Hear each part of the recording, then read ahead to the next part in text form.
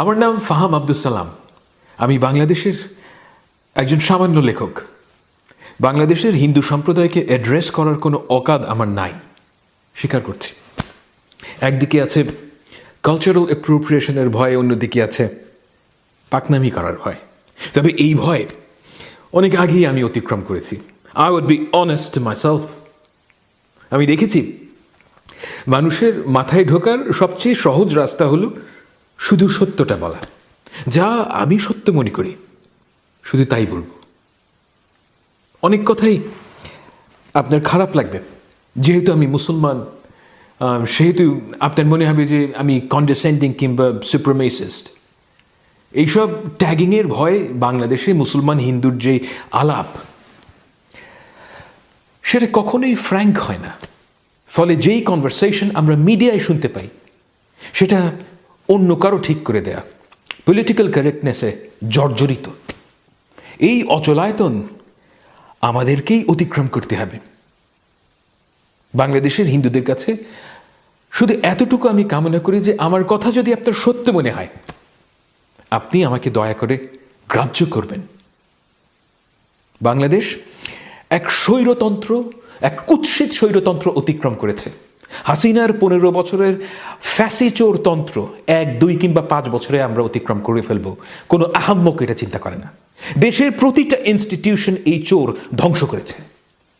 এই মুহূর্তে দেশে নর্মাল পুলিশিং সম্ভব না। দেশ চালানো হচ্ছে এক্সট্রা কনস্টিটিউশনাল উপায়। প্রায় প্রতিটি সেক্টরের সমস্যা, বড় বড় সমস্যা। স্কুল কলেজ খোলে নাই, প্রচুর প্রতিষ্ঠান এখনো খোলে নাই।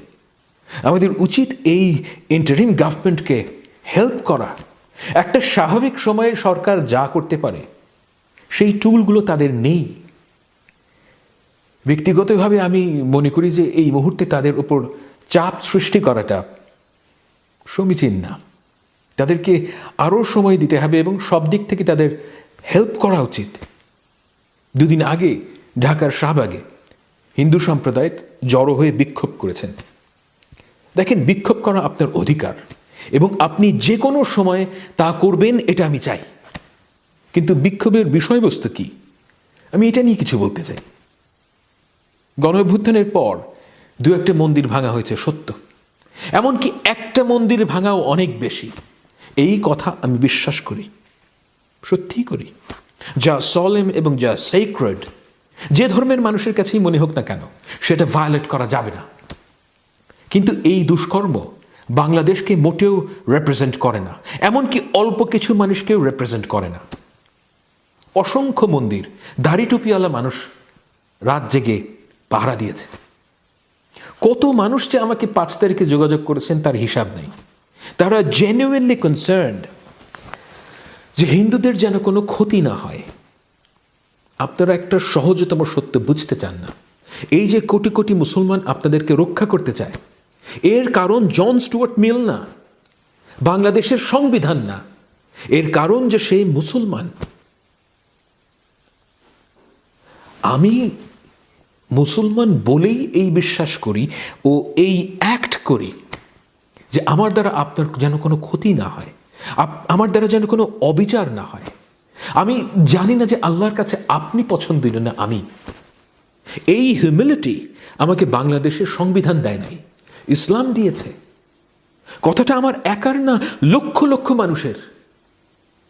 হিন্দু সম্প্রদায়ের মানুষরা মনে করেন যে একজন মুসলমান যে একজন হিন্দুকে ভালোবাসতে পারে, এর একমাত্র অজুহাত হলো যে আমি বাঙালি। এই ধারণাটা বিপজ্জনক ও ক্ষতিকর। আমি যে মুসলমান হওয়ার কারণেই আপনাকে ভালোবাসি, এই চিন্তাটাই আপনাদের মাথায় আসে না। আমার মুসলমান থাকাটা আসলে আপনার জন্য লাভজনক। Try to recognise this. গত 15 বছর বাঙালি জাতীয়তাবাদের অধীনে বাংলাদেশ ছিল। নিজেকে প্রশ্ন করেন ভাই, বাংলাদেশের হিন্দু সম্প্রদায়ের সবচাইতে দীর্ঘস্থায়ী ক্ষতি হেফাজত করে নাই, জামাত করে নাই, করেছে বাঙালি জাতীয়তাবাদীরা। সম্মিলিত স্টুপিডিটির কারণে আপনারা এই রিয়ালিটি স্বীকার করতে পারেন না। একটা কথা মনে রাখবেন, আপনার জন্য একজন চুতিয়া স্বধর্মীর চেয়ে একজন অনারেবল খ্রিস্টান, মুসলমান কিংবা ইহুদি ইনফিনিটলি বেটার।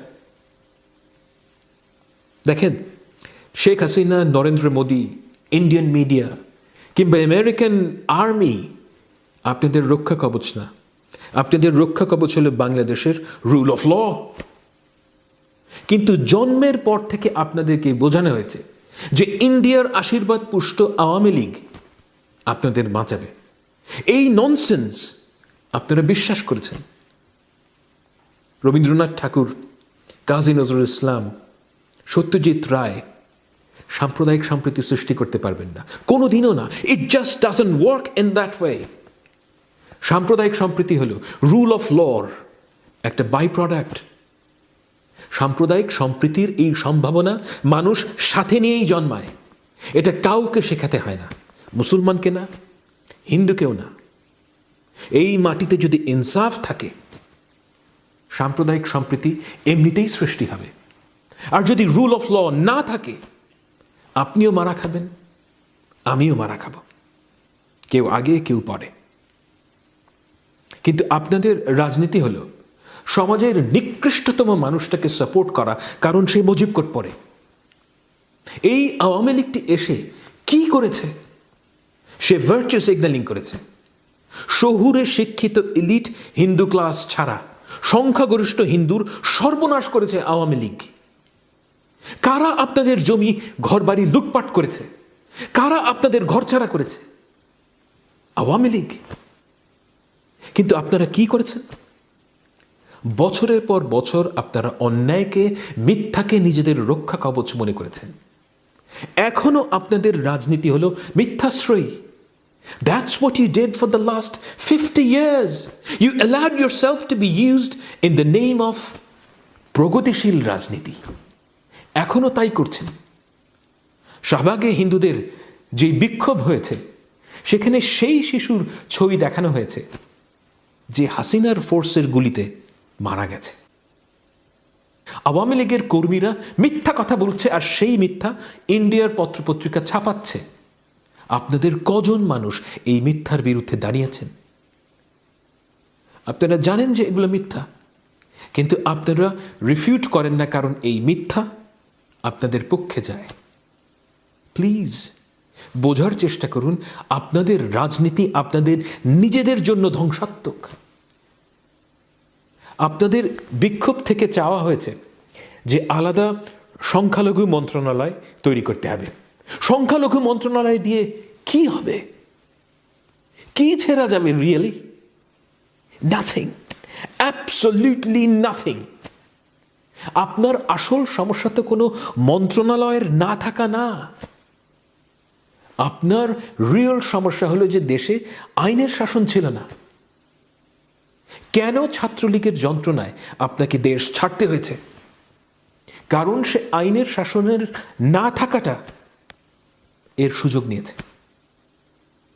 সংখ্যালঘু মন্ত্রণালয় আপনাদের অল্প কিছু শিক্ষিত ভাই ব্রাদার চাকরি পাবে, অল্প কিছু সুতিশাড়ি ভার্চু সিগন্যালিং করবে, শীতের দেশে গিয়ে পাওয়ার প্রেজেন্টেশন দেবে, আর আপনারা উত্তেজিত হয়ে উঠবেন। মফস্বলের এক সাধারণ হিন্দুর 1 ইঞ্চি লাভ হবে না। আপনারা চিরকাল মাইনরিটি হিসেবেই ট্রিটেড হবেন। এই ধ্বংসাত্মক লুজার মেন্টালিটি থেকে বের হন ভাই। আওয়ামী লীগ কিংবা বিএনপি আপনাকে বাঁচাতে পারবে না। বাঁচাবে রুল অফ ল, আর সেজন্য দরকার আমাদের ইনস্টিটিউশন। এই রুল অফ ল আল্লাহ থেকে নাজিল হবে না ভাই, আমাকে আপনাকে পার্টিসিপেট করে তৈরি করতে হবে। আপনার দিক থেকে রুল অফ ল পোক্ত করার প্রথম কর্তব্য হলো ইউ বি অনেস্ট। আপনার নাগরিকতা আমার নাগরিকতা থেকে 1 সুতা কম না। এমব্রেস ইট। আমি তো ভাই কারোর সাথে পাচ্ছি নাই, তাই আমি খুব ভালো। এই ইডিওটিক নোশন থেকে বের হন ভাই।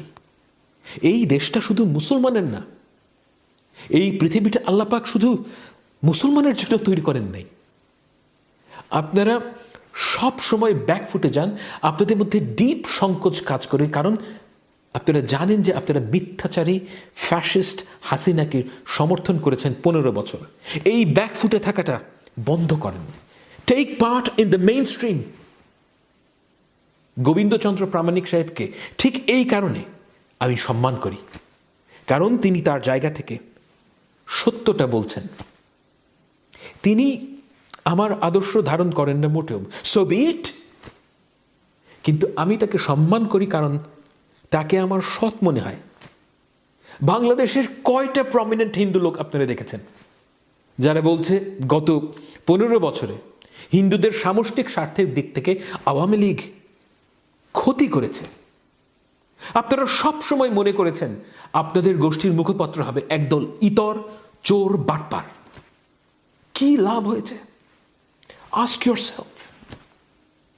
আপনারা নিজেদেরকে দুর্বল করেছেন, আপনাদের সংগঠিত হওয়ার সম্ভাবনা সংকুচিত করেছেন।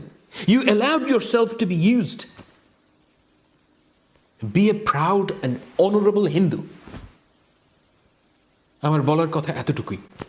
দেখেন, আমি কারোর ধর্মবোধ নিয়ে আঘাত করতে চাই না, যদি করে থাকি আমাকে মাফ করে দিন।